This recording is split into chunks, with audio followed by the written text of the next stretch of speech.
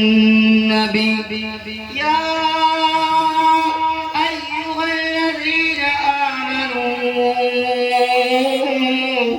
صلوا عليه وسلموا تسليما اللهم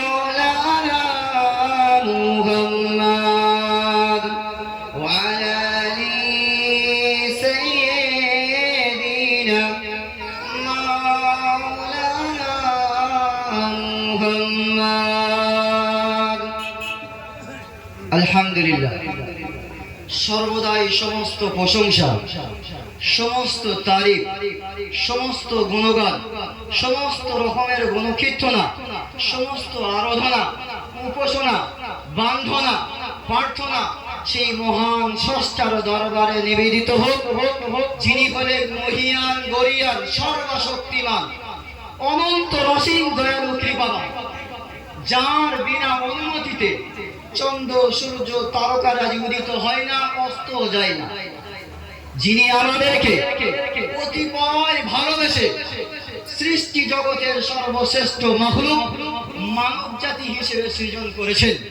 যিনি আমাদেরকে ভালোবেসে নবীদের মধ্যে সর্বোত্তম নবীর উম্মত বানিয়েছেন যিনি আমাদেরকে ভালোবেসে পৃথিবীর বুকে যতগুলো গ্রন্থ আছে সর্বোত্তম গ্রন্থ আমাদের উপর অবতীর্ণ করেছেন যিনি আমাদেরকে ভালোবেসে পৃথিবীর বুকে বহু ধর্ম রয়েছে তিনি আমাদেরকে সর্বশ্রেষ্ঠ ধর্মের অনুসরণকারী মুসলিম হিসেবে বানিয়েছেন শুধু তাই নয় আজকের এরকম একটা দিনে এরকম একটা নুরানি মজলিসে আমাকে আপনাকে কোরআন ও হাদিস সম্পর্কে আলাপ আলোচনা করা এবং শোনা তৌফিক দান করেছেন এর জন্য প্রত্যেকে আমরা শুকরিয়া শরীফ বলি আলহামদুলিল্লাহ আল্লাহর প্রশংসা আদায় করতে কোনো অসুবিধা আছে আল্লাহ তাআলার প্রশংসা আদায় করলে শুকরিয়া আদায় করলে কোনো রকমের ক্ষতি হবে কোনো রকমের লস হবে তাহলে জোর গলায় একবার কেন বলতে পারি না আলহামদুলিল্লাহ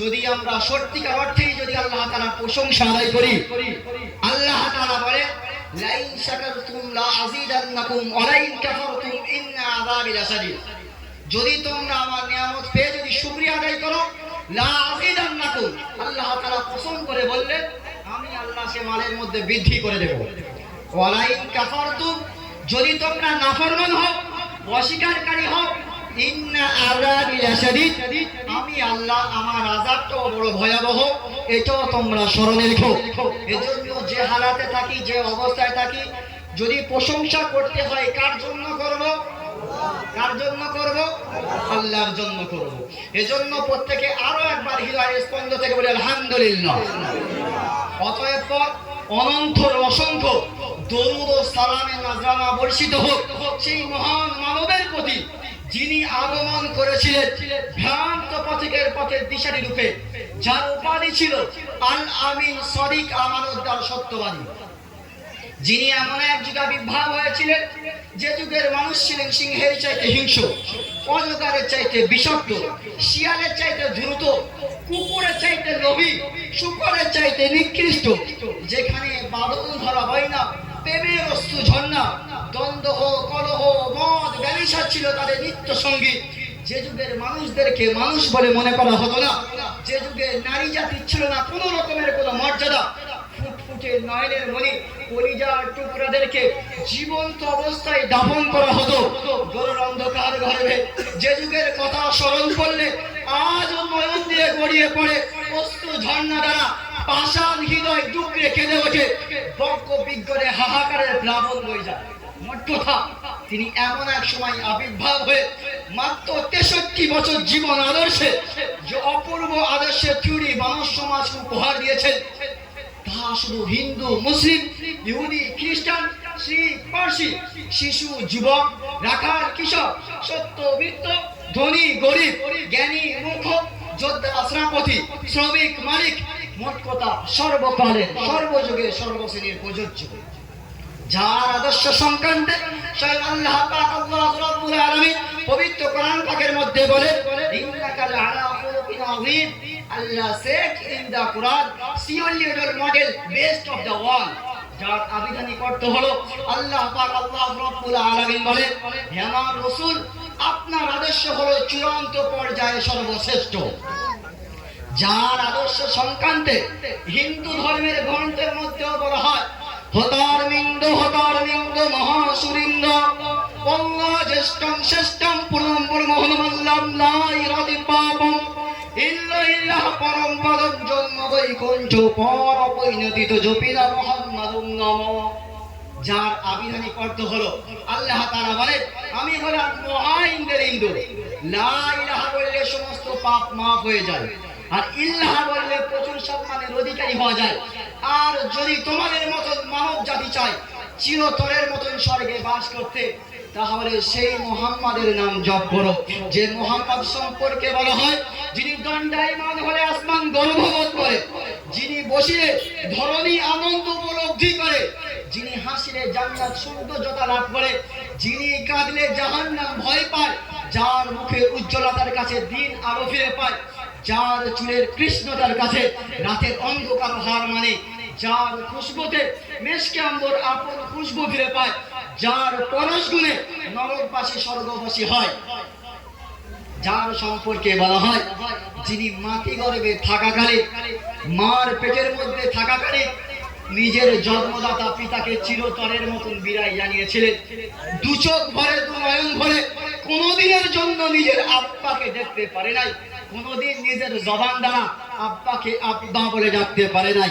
শুধু তাই নয়, যার সম্পর্কে বলা হয়, যিনি বাল্যকাল মাত্র 6 বছর বয়সে পেটে ধরা মা, নারীর সাথে জড়িয়ে থাকা মা, সে মাকেও তিনি চিরতরের মতন হারিয়েছিলেন।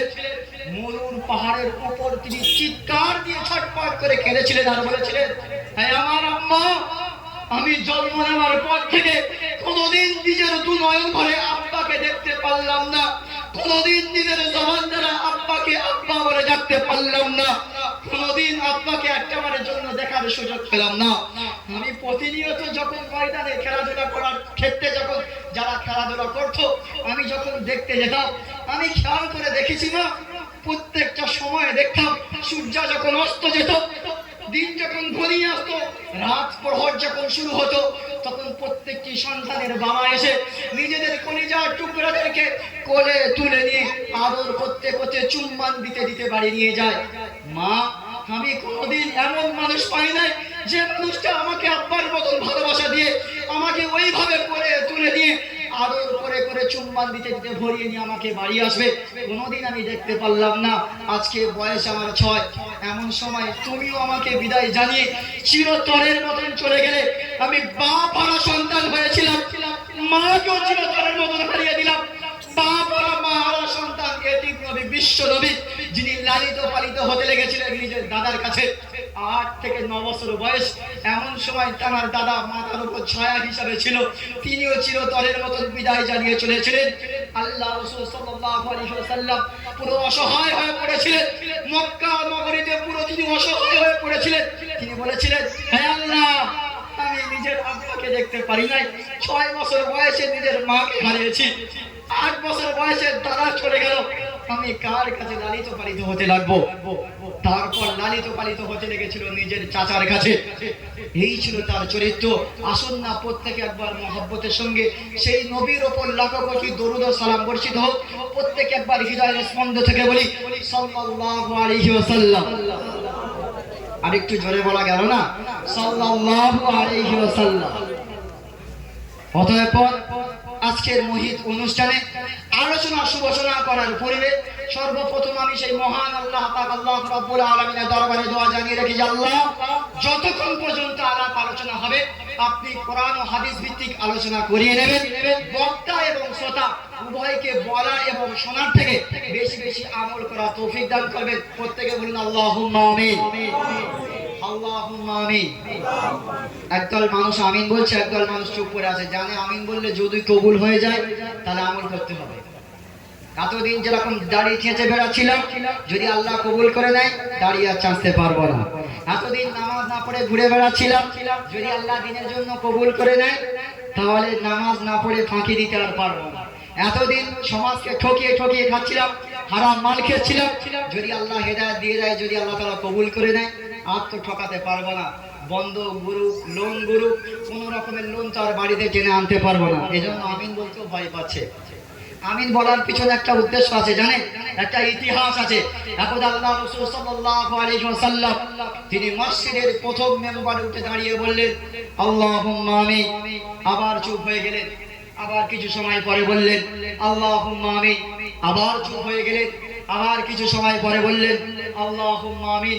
এইভাবে তিনবার আমিন বলে আল্লাহ রাসূল সাল্লাল্লাহু আলাইহি ওয়াসাল্লাম বসে পড়লেন। সাহাবারা জানতে চাইলেন, ইয়া রাসূলুল্লাহ, ইয়া হাবিবাল্লাহ, হুজুর আপনি এমনই ভাবে হঠাৎ করে তিনবার আমিন বললেন, চুপ হয়ে গেলেন, আবার আমিন বললেন, আবার চুপ হয়ে গেলেন, আবার আমিন বললেন, কারণটাকে একটু বলবেন? আল্লাহ রাসূল সাল্লাল্লাহু আলাইহি ওয়াসাল্লাম বললেন, ও আমার প্রাণপ্রিয় সাহাবা, তোমরা শোনো, তোমরা তো শুধুমাত্র আমাকে দেখছো, আমি জবান দ্বারা আমিন বলছি, তোমরা কি দেখো নাই? হযরতে জিবরিল আমিন আলাইহিস সালাতু ওয়াস সালাম আল্লাহ তরফ থেকে আমার কাছে এসেছে, এসে আমাকে বলল, ইয়া রাসূলুল্লাহ, ইয়া হাবিবাল্লাহ, হুজুর আপনার যতগুলো উম্মত, আল্লাহ তাআলা যতগুলো বান্দা যারা পবিত্র রমাদান মাস পাবে আর নিজের গুনাহকে মাফ করিয়ে দিতে পারবে না, তারা ধ্বংস হয়ে যাবে। কি বললো? যারা পবিত্র রমাদান মাস পেল আর নিজের গুনাহ মাফ করিয়ে দিতে পারলো না, তারা ধ্বংস হয়ে যাবে। ও বাবা, কিছুদিন আগে আমাদের থেকে রমজান মাস গিয়েছে না যায় নাই? গিয়েছে তো। নিজেদের গুনাহগুলোকে মাফ করিয়ে নিতে পেরেছি? তাসের আড্ডাগুলো বন্ধ হয়েছে, গাঁজায় দম মারা লোক বন্ধ হয়েছে, মদ খেয়ে পড়ে থাকা মানুষের সংখ্যা কমেছে, নামাজের সংখ্যা বেড়েছে, হালাল খানাওয়ালা মানুষের সংখ্যা বেড়েছে। নিজেদের গুনাহকে মাফ করিয়ে দিতে পারি নাই। আল্লাহ রাসূল সাল্লাল্লাহু আলাইহি ওয়াসাল্লাম বদদুয়া করে গেছেন, ওই রকম মানুষ, ওই জাতির মানুষ তারা ধ্বংস হয়ে যাক।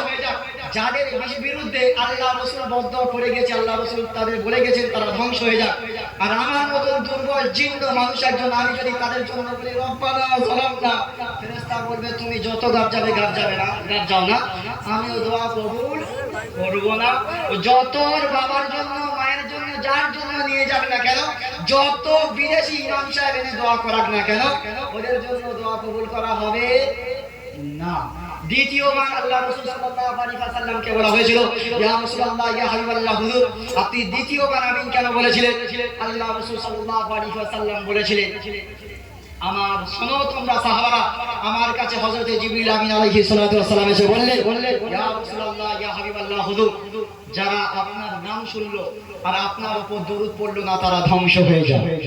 এজন্য আমরা যখনই আল্লাহ রাসূল সাল্লাল্লাহু আলাইহি ওয়াসাল্লামের নাম শুনবো, কমপক্ষে সবথেকে ছোট দরুদ হলো সাল্লাল্লাহু আলাইহি ওয়াসাল্লাম, প্রত্যেকে বলবো ইনশাআল্লাহ, ইনশাআল্লাহ।